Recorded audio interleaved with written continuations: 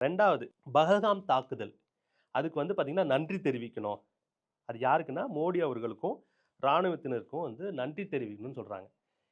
எந்த வகையில முருகனுக்கும், பஹல்காம் அ தாக்குதல். தாக்குதலுக்கும் என்ன சம்மந்தம். சம்பந்தம்? இந்த மாதிரி ஒரு புரட்டுத்தனமான, ஒரு அரசியல் லாபத்திற்காக செய்யப்பட்ட இந்த தாக்குதல, இவங்க பாராட்ட சொல்றாங்க. ஸோ, முருகனோடுக்கும் முதல்ல இந்த இந்த தாக்குதலுக்குமே சம்மந்தமே கிடையாது. முதல்ல இந்த தாக்குதலே வந்து பார்த்தீங்கன்னா, ஒரு நியாயமான தாக்குதலே கிடையாது. ஒரு ஜனநாயக தன்மை கொண்டதே கிடையாது. இப்படிப்பட்ட ஒரு தாக்குதலுக்கு மோடி அவர்களுக்கு நன்றி சொல்லணும்னு சொல்லிட்டு ஒரு தீர்மானம் ஏற்படுத்துறாங்க.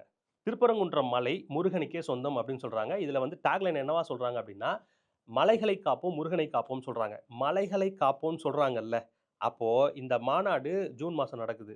அப்ப மே மாசத்துல போயிட்டு அழகர் மலைய இடித்து, அதுல இருக்க கற்கள குவாரியா நம்ம எடுத்துக்கலாம் அப்படின்னு ஆர்டர பாஸ் பண்றாங்க. இப்ப இவங்களோட நோக்கம் மலைகளை காப்பாற்றுவதா? அல்லது மலை மு மலைன்ற பேர வச்சுக்கிட்டு வேற அஜெண்டாவ கிரியேட் பண்றதா? இது நீங்க பார்க்கணும். இதுதான் வந்து அவங்களோட 3வது தீர்மானம்.